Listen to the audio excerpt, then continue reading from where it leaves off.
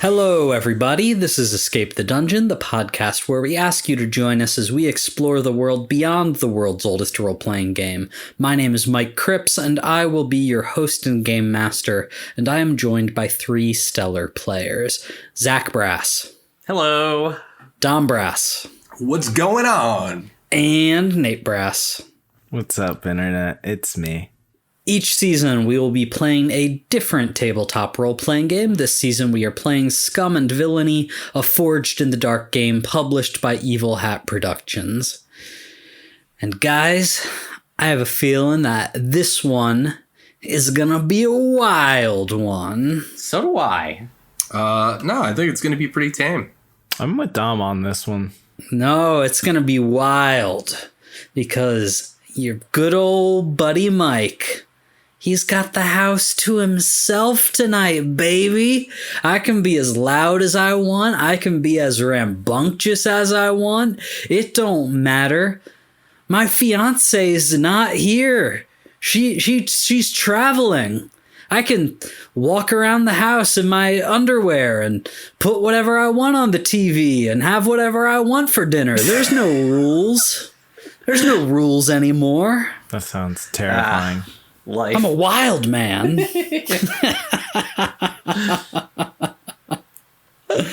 But don't you have neighbors? Is it an apartment? It is, but, you know, I'll just close the windows. Mike, let me tell you, don't let anybody ever say that you don't have the heart of a rebel, because, damn, you are wild. Thank you, Dom. So, Mike, let me ask this: what did you eat when there were no rules? Ooh, that's good. That's juicy. Leftovers. Oh, man, that's not exciting. Yeah, but were they leftovers from the 4 pizzas I ordered and 2? In previous eras of my life, if I were to have, the house to myself for a weekend, I was like not eating any vegetables. According to the FDA, pizza is in fact a vegetable.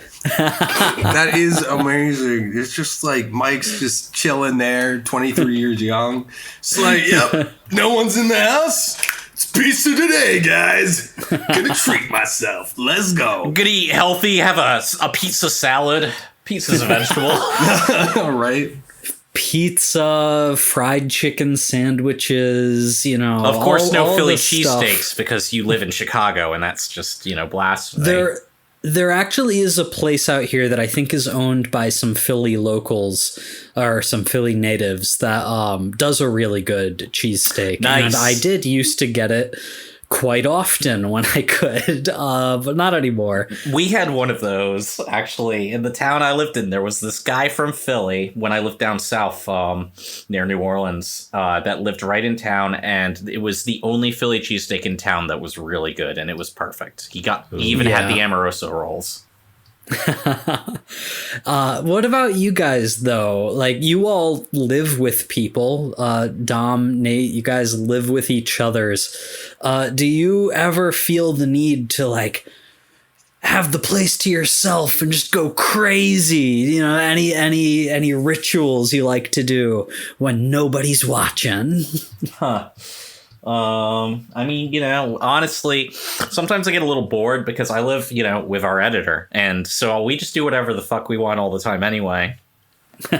So a lot of the time, him being out is just cue for me probably ordering food because it's way less fun to cook for yourself. Yeah, it is. Probably something unhealthy. Maybe too much food because you know how sometimes when you order food, especially if I'm going to get it delivery, I'm like, well, I kind of got to go big to make that delivery fee even worth it. Right? Yeah. You can't just, you're not paying $9 in fees when you're getting like a $12 sandwich. Yeah, exactly. Yeah, I might as well get 2 or 3, and then I'll be like, that's for tomorrow, the other 2, but I'm probably just gonna eat half of each of them. Yeah, they're never for tomorrow. Or like, whenever I order wings, I always order way too many. I'm always like, yeah, I could eat 50 wings. Nate, Dom, what about you guys? Is there any way you like to let loose when you have the house to yourself? Sometimes I just play music really loud and like don't worry about, wearing headphones and stuff. It's kind of the way to go, I think. I know it's not super fun. I'm sorry. I play music when people are home. Yeah, well, fuck you, dude. Okay, maybe I don't want to listen to that, Tell me to turn it off then. Well, okay, now I don't need to, but like when I was growing up, this dickhead. Yeah. When you guys were growing up, did you ever have like weekends where your parents went away and left the three of you home alone? Yeah. Probably, yeah. I mean, they left us home plenty of the time. I mean... It wasn't like we were throwing ragers. See, the funny thing is, if anything, most of the parties I threw in secret were while they were home.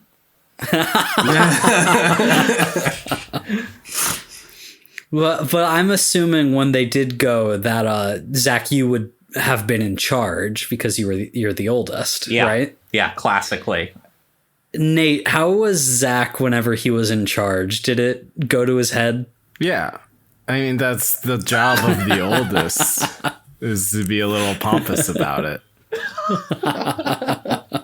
And my job is to not listen as the youngest and do what I want. Because I don't get in as much trouble because I'm the youngest.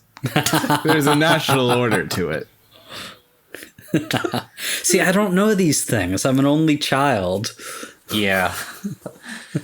No, classically, youngest gets away with the most stuff, but like oldest, I don't know. I had like... It's weird, yeah. Yeah, it's weird. I like the freedom worked in a weird way. Like I had a lot of freedoms at a younger age than both of them, but then also there was the decline of caring as much, like I'm done raising children period that happens. And when you get to the certain point where you've hit the milestones of like, oh my god, my son's going to die, oh my god, my son's going to die, okay, all right, I've done that a lot. Yeah, they'll be all right.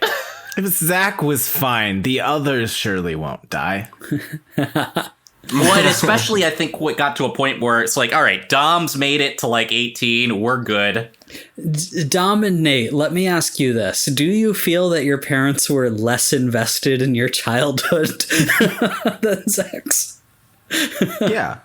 That's actually kind of a weird question. Not exactly, but Nate might have a different experience. No, I'm kidding. I think our dad super was into Nate's soccer and stuff. I think there's an interesting thing where it's like our dad worked a lot for Zach's youth, and then our mom works a lot for my youth, and so I think we've grown like closer to each of those parents because of it.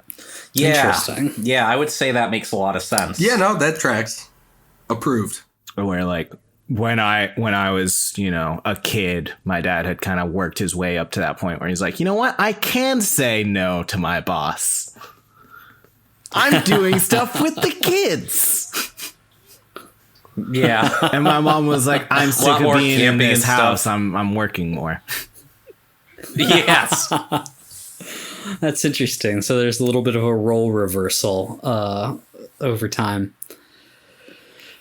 Well, that's fun stuff. I hope you guys all, if you can't, if you're too embarrassed around each other to dance around your homes in your underwear physically, I hope you can at least do that emotionally this weekend. And hey, listeners, that goes for all of you as well. That was beautiful. Before we go into our game, I want to give a friend of mine a little bit of a shout out. My friend Erica has designed this really cool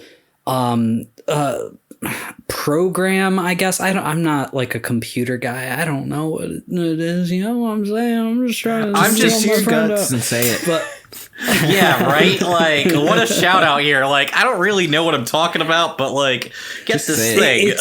It's very cool. So Erica made this thing called Blades in the Sheets, which is a digital character sheet for both Blades in the Dark and Scum and Villainy. Oh. And I was playing around with it today, and it's super cool.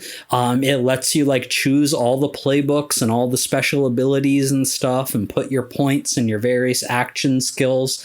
So if you at home are playing Scum and Villainy, if you're interested in these kind of games, check out Blades in the Sheets. It's a really cool resource that I think can improve your experience. So shout out Erica, Blades in the Sheets.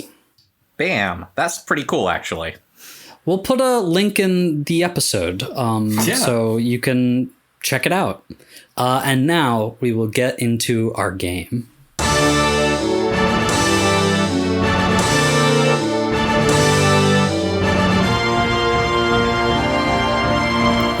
To the Procyon sector, on the planet Indri, where the rain is acid and the lightning never yields, our heroes aim to rescue one of their own. They've infiltrated a pesticide plant owned by a pirate who's been pestering them, the deadly Thorn. When negotiations failed, Gorpheus threw a Hail Mary by challenging Thorn to single combat, while Cypher tried to create an advantage for the mystical medic. While things look vexing with Gorpheus over the vats of vicious chemicals, all hope is not lost as Jerry has found Crash. Join us now as we see whether our crew can emerge victorious and return to the safety of the Phoenix 13.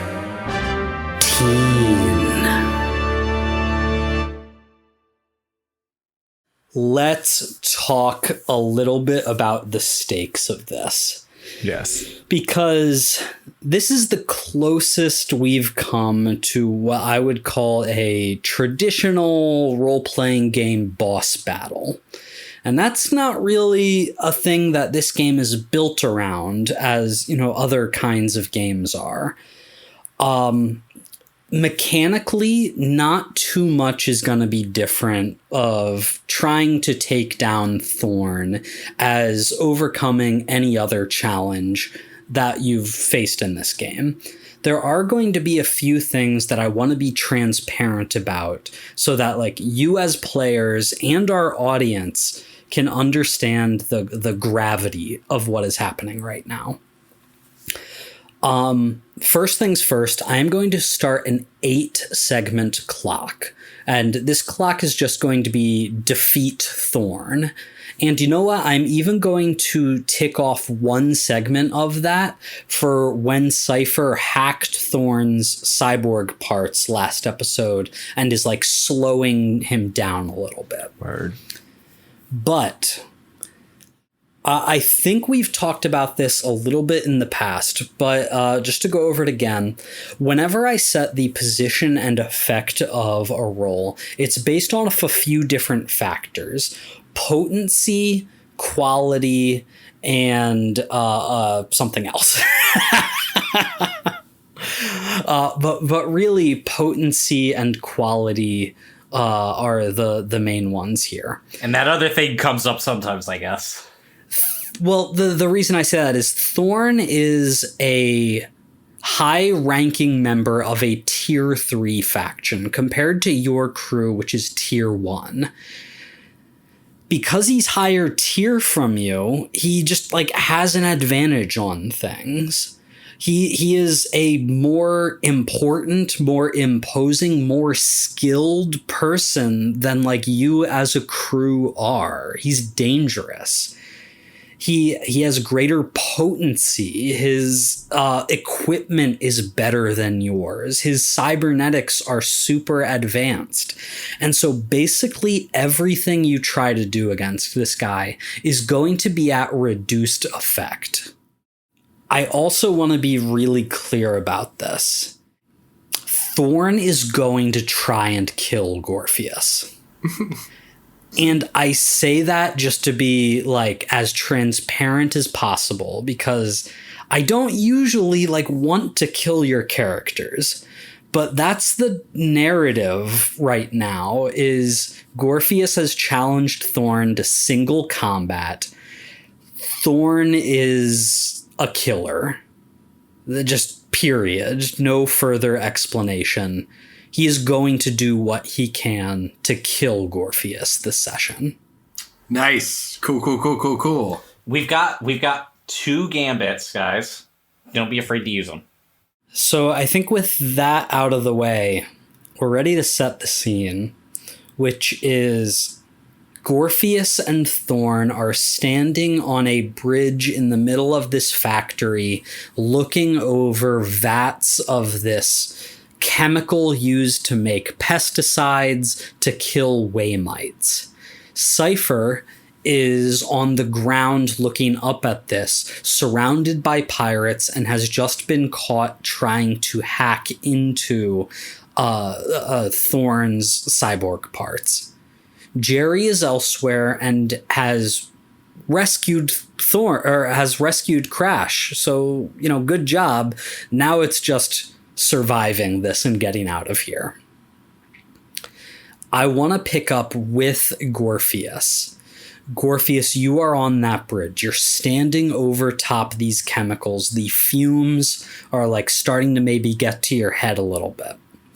Thorn is unarmed except for he's got cyborg spikes sticking out of his fists, and he's just raining punches down on you. You are deflecting with your crystal saber the best you can, but you can tell that Thorn has the advantage here.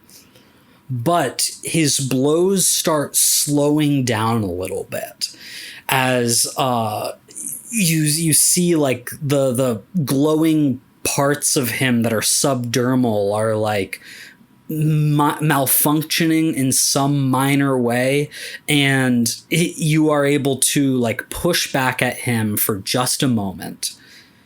You look down from where you are up on that bridge, and you see that a pirate has pulled a gun to Cypher's head. So your choice right now is, do you want to press the small advantage you have with Thorn's punches being pulled, so to speak, or are you going to try and help Cypher with the situation with the pirates? Okay, so he just pulls a gun to Cypher's head, yeah? And yeah. Does he look like he's just going to shoot him right there? I mean, probably hard to tell in the moment, right? No, that makes sense. Yeah, I was dreading that. Bro, you gotta push on. You're gonna waste the advantage I gave you? Yeah, no, you're right. I take my sword and I chuck it. Oh God, then all the pirates are gonna kill us. God damn it, this is going really badly. You challenged him to single combat. Fucking combat him. You gotta trust Cypher in the moment. Okay, I take my sword and I want to cut off the knuckles of one of his hands. That's what I'm going to try to do. My expert ninja. You're a Jedi. Samurai, Jedi, whatever. Yeah, I got this. Or, way user. Oh, I get a bonus when I do these rolls. I don't think I've been doing that. Oh, you have a bonus? You have a bonus that you just now remember? Yeah, okay, but that tracks for me. I believe you. Honestly, Dom's not the kind of person that's going to lie about his bonuses. What is your ability that gives you this? So, this is my Psy Blade, so I can focus my Way energy into my melee weapon. While charged, the weapon can cut through non-shielded materials with ease, and you gain potency on your melee attacks. Oh, that's great right now, because the potency you gain from that is going to effectively balance out the penalty you're taking from being in somebody who has potency and higher quality. That's than awesome. You. You're basically leveling the playing field, my man. Let's go, dude. So yeah, you're leveling the playing field. So give me an action roll here. All right, I'm gonna do a scrap to start things off. Is this desperate or risky? I think risky right now. Because I had the opening. Yeah, you have the opening. And I think your increased potency from your Psyblade is going to take you from limited to standard effect. All right. And I'm going to use a gambit. Okay, a gambit for an extra die. How many scrap dice does that leave you with? So that gives me a total of 3 scrap dice. That's pretty good. Do you want to take it to 4 with a devil's bargain? I might. You never turn down listening. What's the harm? The bargain here is that the fumes that are coming off this chemical here is really messing with you specifically, Gorpheus, in a way that the rest of the people here do not seem to be bothered by. And that's because you have a connection to the Way. And this is pesticide specifically meant for Waymites. Waymites. I didn't even put that together. There's something here that is almost like interfering with your abilities right now. It's not going to be immediate harm, but I am going to start a 4-segment clock that is going to be way blockage. And when that 4-segment clock is full, I'm going to give you a level 1 harm. Let's do it. Okay. You can go ahead and add an extra die there, and I'm going to start that 4-segment way blockage clock with 1 segment clicked. I rolled 1 6 and a bunch of not 6s. 1 6, you do it. No complication as you slash at Thorn with your Psyblade. Chunks of crystal meet chunks of flesh and cybernetic enhancements, and like 2.5 fingers just fly as they make contact, separated by your blade, and they fall into the vat of chemicals beneath you. Thorn pulls his hand back, looks at it, at the damage you've done, which you see does not bleed the red blood of a human, but viscous black oil of a machine. And he just grimaces and continues his assault on you. So that was a standard effect. So I think that means that 2 segments of the defeat Thorn clock get clicked here, bringing you up to 3, but you still got 5 to go. As the battle continues up on the bridge, Cypher, down on the ground, you have been caught trying to hack into Thorn's systems. You've got a gun to the back of your head, and the pirate that is doing this just says, "Hey, no more funny business. On your knees. Now, on your knees." Whoa. All right. I'm listening. I just, I malfunctioned. I'm an old robot, you see. Yeah, I don't care how old you are, okay? You try any more funny business, and he like cocks his space gun, you're gonna get a real tune-up. You understand? Dude, you should watch this fight. It's pretty crazy up there. Yeah, Derek, it is pretty crazy. The Captain just got some of his fingers cut off, it looks like. Shut up, Calvinson. Yeah, and I didn't even realize that your captain was a full robot, so I'm gonna be honest, I respect him a little bit more, but that goes down slightly because he's like pretending to, have the face of a non-Urbot, so that's kind of, He's half Urbot, okay? Oh, okay. And the good half of him is human. Oh, Derek, come on. That's not cool. Do you want to talk about that? Do you have An issue with robots? Do you have an issue with part of your captain? Shut up. Shut your Urbot mouth. It doesn't really shut. It's more of a screen. Nate, is there anything you want Cypher to try in this moment? Can I just stall this guy and like keep up the slow effect? Yeah, if you want to like try and keep the pirates distracted so that you can continue to help out Gorpheus, absolutely. But I do need an action roll. Okay. I'm going to try and sway my way through this situation. Yeah, sway is the clear answer here. These guys are not as badass as Thorn is, so this will be a risky standard sway.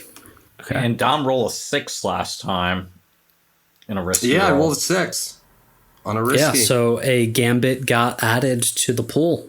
I'm not going to use that gambit. All right. I mean, you can. No, I want to save it for the guy that's going to get murdered. So that's a 1. Oh, no. Oh, no. A 1. I know what I have to do. Oh, no. Okay. So no. a 1 is things go badly. And the thing I have to do to you, Nate, is the thing I always do to Cypher. This guy shoots you in the leg. Oh, dude, I'm crying! Oh, I thought we were getting along. Derek, that's so messed up. And with the things you were saying earlier, I think that's a hate crime. Yo, I think he's right. Right in your newly repaired legs. He just kneecaps you. So go ahead and add a... You rolled a 1. Technically, there's no difference between a 1 and a 3, but I think there should be. It's not. We'll call that a level 2 harm kneecapped. Fair. Derek, I said on the ground. I did get on the ground. Oh. I was just trying to point out that it's hard to see like this. And then you're like, boom, no warning. God, man. Someone get me a chair. Everyone's backs are in the way. Calvinson goes, yeah, I guess I can go get you a chair, and runs off. At least someone on this crew has some sense. A good host. Let's jump over to Jerry. Jerry, you have rescued Crash Jordan, the captain of the Phoenix 13. You, the Ashen Knives, have let you go because you are wearing a sign of alliance with them. What is your plan here? First off, I'm going to look for a rug. A rug. Sure. Yeah, there's a rug in the torture room. Great. It's got like blood stains and stuff on it, but it's a rug. Whatever, as long as it's a good, nice, person-sized rug that I can wrap Crash in. Yeah, you you drop Crash and roll him up in this blood-stained rug. Yeah. And then I walk out with the full intention of just telling people I'm taking the rug to get cleaned. So you're going to try and just nonchalantly leave? Yep. Okay. So you start carrying the rug with unconscious Crash out of the secret torture room, back upstairs into the factory. Oh, do I have a radio? I presumably we have a radio. Absolutely. Yeah, so I'm gonna radio Cypher at some point and be like, hey, I don't know what distraction you guys did, but it worked great. Got the captain. on the way out, nobody's going to stop me. I've got a really good plan. So you guys should probably get the ship ready to pick me up and we'll get on out of here. That's perfect. We just have to wait. Gorface is currently in a gladiator match to the death with Thorn. But after that, we'll be free to go. You good? You need any help? Looks at his kneecapped leg. I think we've got things pretty handled right now. Things are going pretty well. Just try and get the captain to the ship, if you could, and then bring the ship over to us. I can send you our coordinates, and we can pop on out. Sounds good. And of course, if you need me to shoot anything, with those cannons. That's definitely a thought. All right, great. Sounds awesome. I'll go grab I'll go take the captain back home, and I'll radio when we get there. Perfect. Just don't do anything like obviously taking someone out. Just like be really nonchalant about it. I trust you. You got this. Oh, I got the best idea. Don't worry. They're never gonna see it. And Jerry, so you're carrying Crash rolled up in a rug through the factory. Some people are definitely giving you weird looks, like factory workers, the ones that still have not left from the horrible screeching sound you guys activated last week. Oh yeah, whenever I walk past someone close, I'm just like, just taking the rug to be cleaned. It's you don't want to know what's on this thing. You are not wearing like a factory uniform. You are wearing like a half melted spacesuit. And I think people are gonna be a little suspicious, so I need an action roll from you. All right. Sway? Can I do sway just to like act like, I'm totally, supposed to be here. It's fine. You wouldn't even notice me. Oh, we obviously have a different uniform than you because I'm from the cleaning staff that's contracted out. Sure. Yeah, sway can work for that.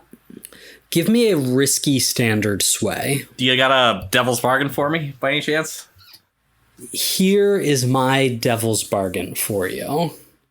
Pasha the Rock Lenser wakes up from his knockout drug stupor in your brig, will still be in the brig, but will be awake and waiting for you all. All right, I'll take it. Okay. All right, guys. 1 dice. Oh, fucking hell, 1. Dude! No! You are walking with this bundle, this heavy bundle, and there's a factory employee who's like walking by with a clipboard and paper and like reviewing some charts. And they stop and they stare at you and they give you like a real quizzical eyebrow raised look. And you try to talk your way out of it, but you know immediately that this person is not buying it at all. And so they like lean over to their shoulder where they've got a comms device and they press it. Hold on. How many people are immediately around us? Hey man, this is your consequence. All right. You gotta either deal with it or roll to resist it. Okay. But what they're gonna do if you don't roll to resist it is speak into their comm system. Hey, we've got an intruder and I think they've got the prisoner from downstairs. Oh, fuck. Okay. You know what? Fine. And a moment later, alarms just start going off all over the factory. And I'm going to kick all of you down to a desperate position now. Nice. All right. Well, as the alarms start going off, as lights start flashing like red and white throughout the factory floor, the pirates around you, Cypher, look at each other. The one has run off to get you a chair but hasn't come back, and the guy that shot you just goes, "We don't have time for this. Quick, tie him to one of the vats." And they start to drag you towards one of these chemical vats. I would like to have my fine small Erbot cause a distraction by making like little explosions like just out of eye shots to try and get them to just ignore me and run after it. Okay. This is going to be an action roll. What do you think you want to roll for this? Controlling my little Urbot from a distance, would that be a helm? I guess I can be talked into a helm. Again, these guys are not the brightest. They're not the toughest. So you're in a desperate position. So we'll call this a desperate standard helm roll. And remember to mark XP for the desperate roll. Oof, that is a 4. A 4 is you do it, but with a consequence. I think the consequence for this one is I'm just going to reduce the effect from standard to limited, as the guy that shot you, he orders the other two, hey, go take a look at that. I think there's more than just these two in here. Find and kill whatever you see. But he stays with you and is now on his own trying to drag your very heavy frame to tie you up to one of these vats. But he's going to have a real hard time doing that by himself, but he's not giving up. I want to blast him in the foot or the knee. Yeah, so as the other two go to run away, you try to blast and take this guy out. Give me another action roll. Okay, I'm going to go with a scrap. Yeah, this is going to be a desperate standard scrap roll, so another XP. Gonna use a gambit. Sure, spend a gambit, get a bonus die. We still got one left after you use it, so... Oh, fuck. Oh, no. That's a 3. That is a 3. A desperate 3. It's the worst outcome. Cypher, this guy, in a burst of adrenaline, as you go to fire at him, steps out of the way and then, with all his strength, throws you against one of the vats. You just like crash into it, and you are so heavy and so bulky as an Urbot that you actually crack one of the vats, and the chemicals start to leak out around you from a hole in the side of the vat. Ooh, I am going to, with the increased chemical fumage here, going to tick off 2 segments of Gorpheus's way blockage clock. Bro, I don't Bringing even that care. up to 3 of 4. Or, you know what? By the book, that is a serious complication. A serious complication says 3 clock ticks. So I'm going to go ahead and fill that thing up all the way as these fumes filling up. Can I roll to resist? Sure. Yeah. So, this is going to be, I guess, a prowess resistance. So go ahead and roll that. I think there is a resistance roll on the character sheet. That is a 5. 5. Huge. That means you only take 1 stress from resisting this. And I will, instead of doing 3 segments on that clock, only do 2 segments. So that is at 3 of 4. Let's go back over to Gorpheus. Gorpheus, alarms are going off. A bunch of pirates just scattered as there were small explosions from further in the plant, but Thorn's focus does not seem changed. It is still entirely on you, and if anything, it is re-frenzied as you see those spikes that are protruding out of his skin start to glow red hot with some kind of energy. What do you do as he starts to rain down pummeling blows once more? I want to use my psychomagnetic powers to take the metal spikes all over his body and like try to magnetically force him to the ground. I assume that's going to be an attune roll. That is going to be an attune roll. That is going to be a desperate, limited attune roll. That's a 5. You do it, but there's a consequence. You suffer severe harm. A serious complication occurs. Can I roll to resist? You can, because what the complication here is going to be is as he is on top of you and you can feel like heat radiating off of him from these spikes, you command the way and your psychomagnetic powers to try and knock this guy prone, but you don't do it without him grabbing you by the arm and trying to snap it as he falls with all of his strength. All right. Easy. Now, I believe you can also use your armor to avoid an injury. You can. So armor is another way to avoid harm. That is it's going to require you to fill both segments of the armor load item boxes. So you do need to have 2 free load in order to do that. Do you have 2 load? Oh, wait. I don't. Probably. Wait, I don't think so. Give me 1 second.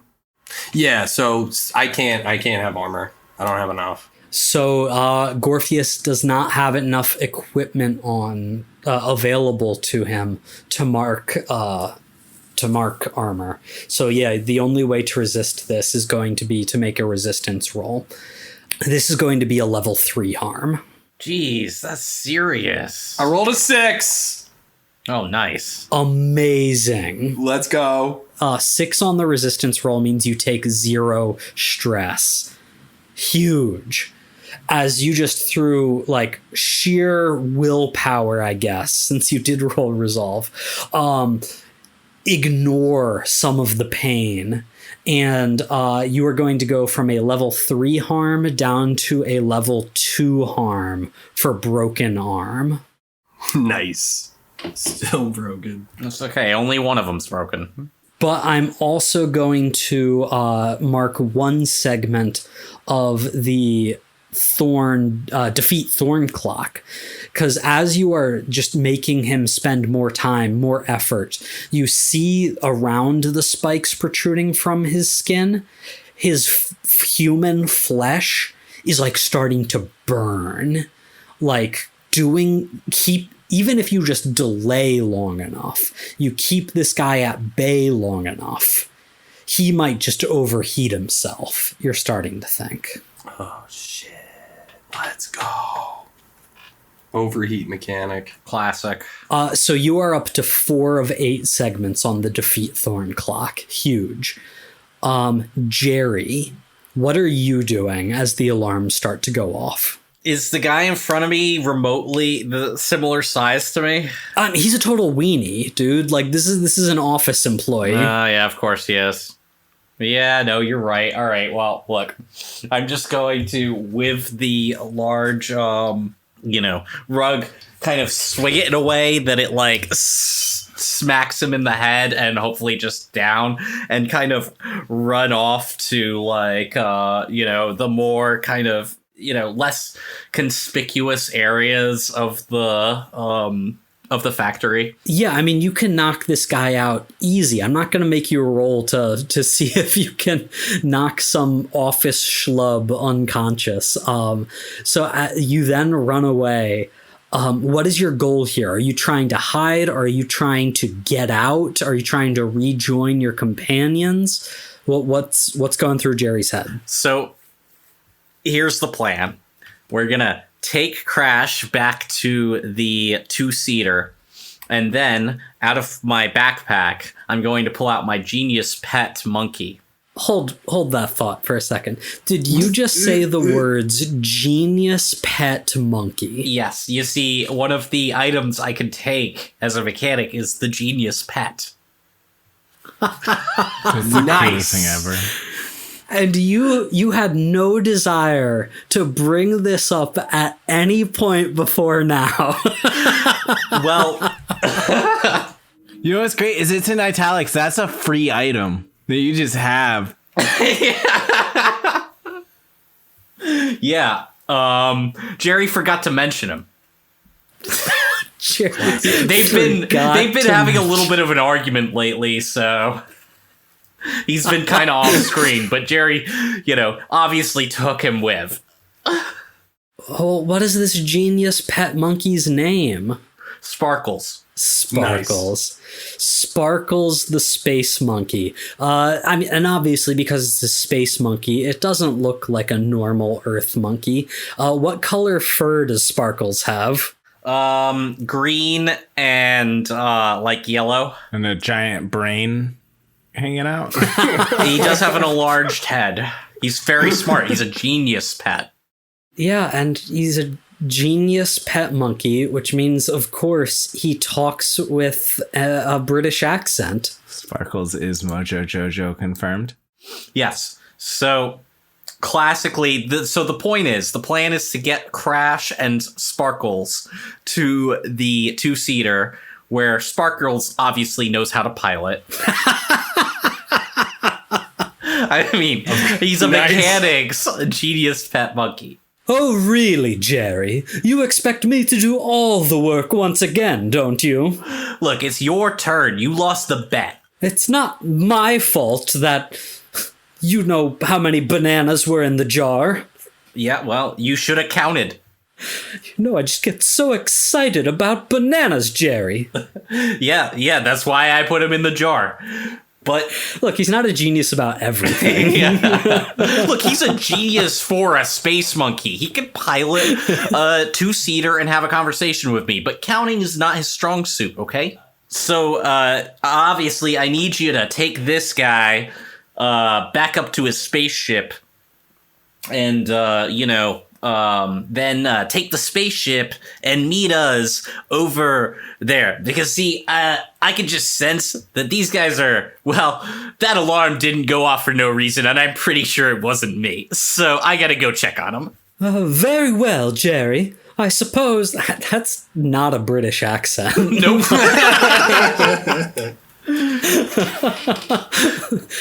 Hey, Jerry, it's me. Yes. Perfect British accent. That's how I remember it. It's me, ain't it? Dude, it's fully approved. We got you, man. So Sparkles will start to rev up the bike to take Crash to the loading bay where the Phoenix 13 is parked. And just in that moment, a trio of pirates burst forth and they start spraying their gunfire everywhere. For Sparkles to get out safe, he's going to need some sort of assistance from you here, Jerry. All right, cover fire. Okay, so can I see, how close am I to, the primary dudes here? You're, in the middle of the loading bay. They're, at the entrance. So, you've got, several yards, between you. Okay, here's what I want to do. I'm pulling out all the stops. I would like to take my, small drone, which is another italics item. And, which means it doesn't cost a load. Yep. Strap my, blaster pistol to it to help me provide all the cover fire that we need to get them out of here and to just, follow me around for the rest of the mission, unless it gets shot at. Okay. Give me an action roll for using this drone. How about rig? Sure. What is this? Desperate or? Yeah, still desperate. Desperate standard rig roll. I'm gonna push myself to stress. Okay. 2 stress for a bonus die. That's a 5. That is a 5, so you do it, but with a complication. As your drone with the pistol strapped to it starts firing back at the pirates, you duck for cover. You get behind some crates to protect yourself while you can focus on commanding the drone. And your targeting is spot on. You are blasting away at these pirates. You get headshots quick on 2 of them. Bam, bam, and they fall. There's just the third who sees his buddies fall and stops firing and ducks for cover himself. It's just enough time for Sparkles to take take Crash and the bike onto the Phoenix 13, get loaded in. You see that the loading bay closes behind and they're safe. But in that moment, suddenly even more laser fire bursts past you in the opposite direction, as if firing into the plant. I am marking the 6th and final segment of the Razor Attacks clock. Fuck. Yup. As you just hear over your comms, Captain Crash, Cypher, Gorpheus, come out to play. And things have just gotten even worse. Gorpheus, Cypher, you hear this over your comms. Somebody is hacking into them. It's Razor. Thorn is still fighting hard.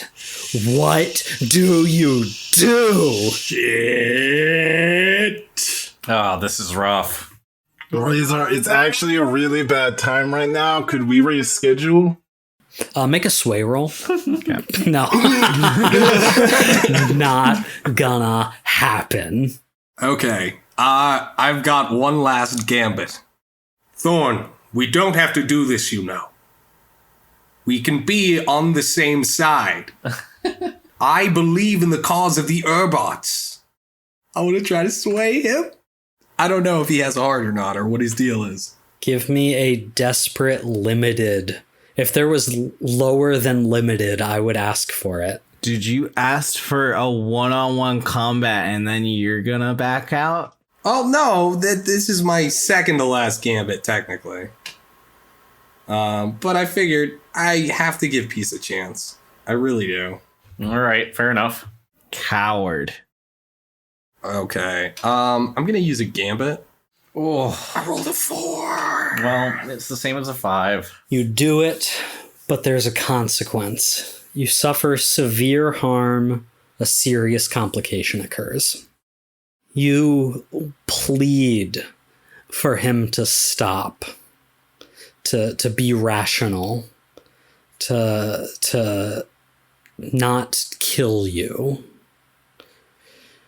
And you can tell there is very little reason in his eyes. Fighting against your psychomagnetic powers, he brings himself to rise, his skin still sizzling against the heated spikes.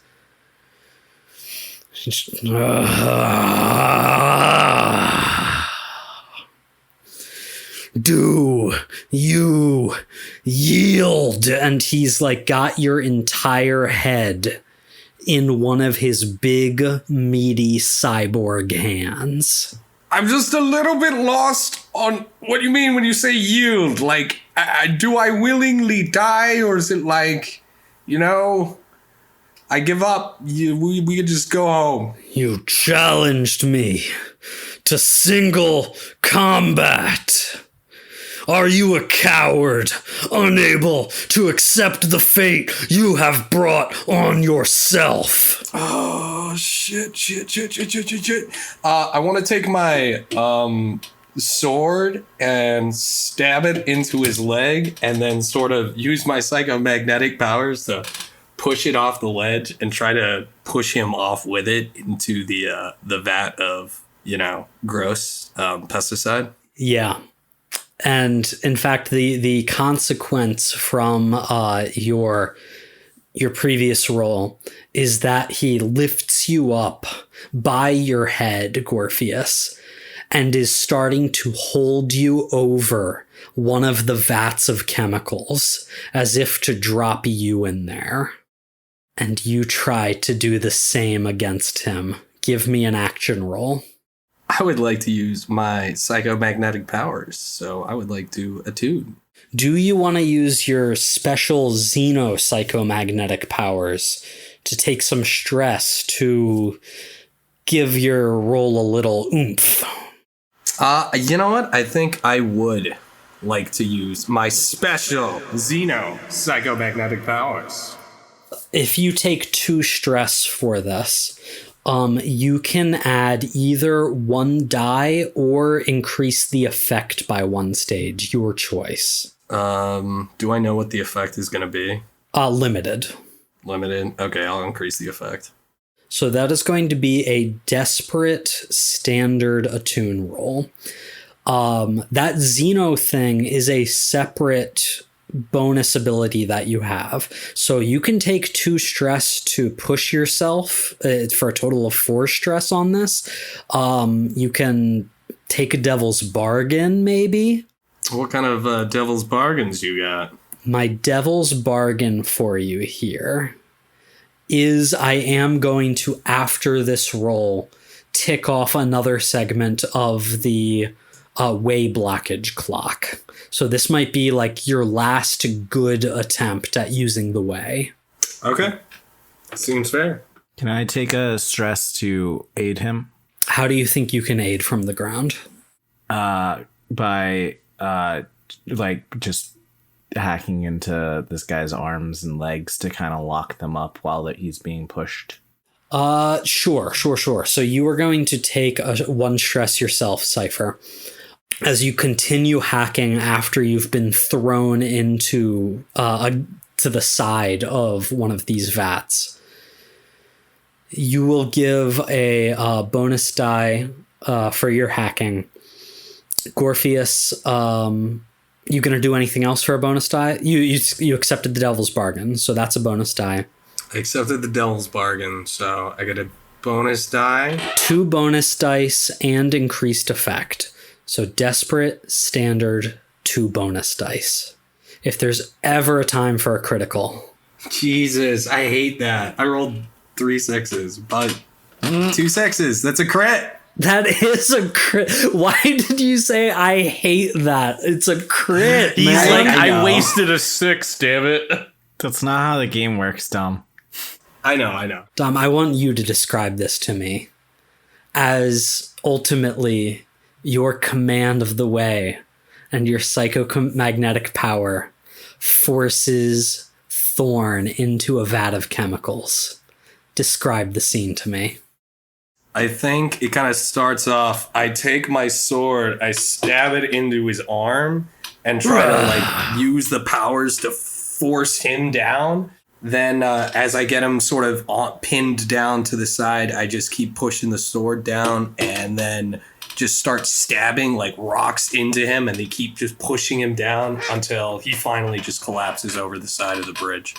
He collapses over the side of the bridge and falls into the dented, damaged vat of chemicals that Cypher was thrown against.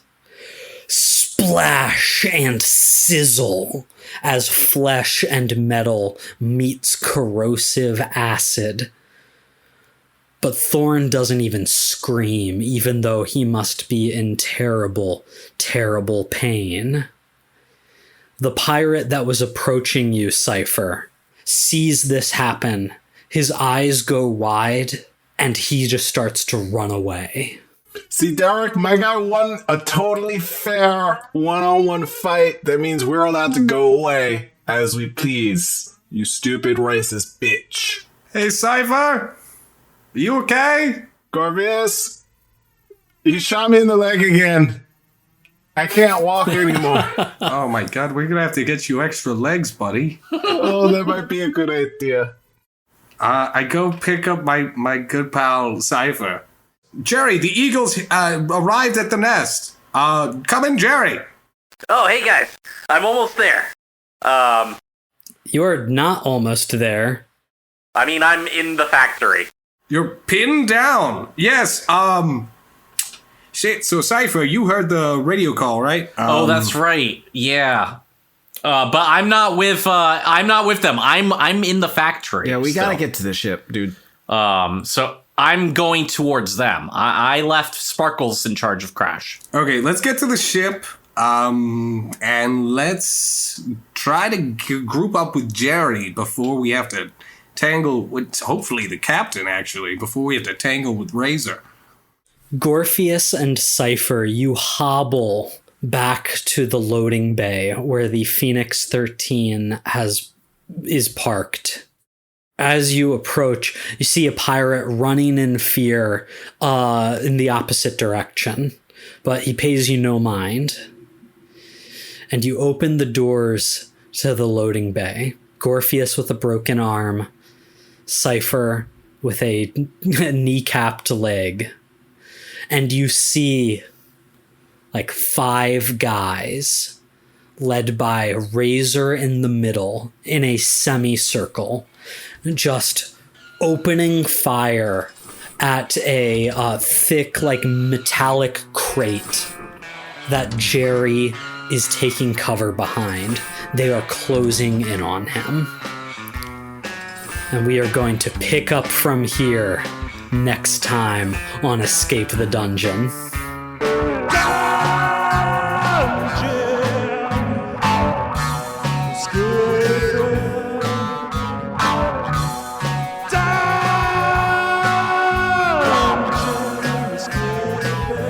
Thank you for listening to Escape the Dungeon. Escape the Dungeon is created by Dom Brass, Nate Brass, Zach Brass, and Mike Cripps, with editing and original music by Tyler Niddle. If you enjoyed this show, please consider subscribing and leaving a 5-star review on your favorite podcast app. To find us on social media, go to escapethedungeonpod.com.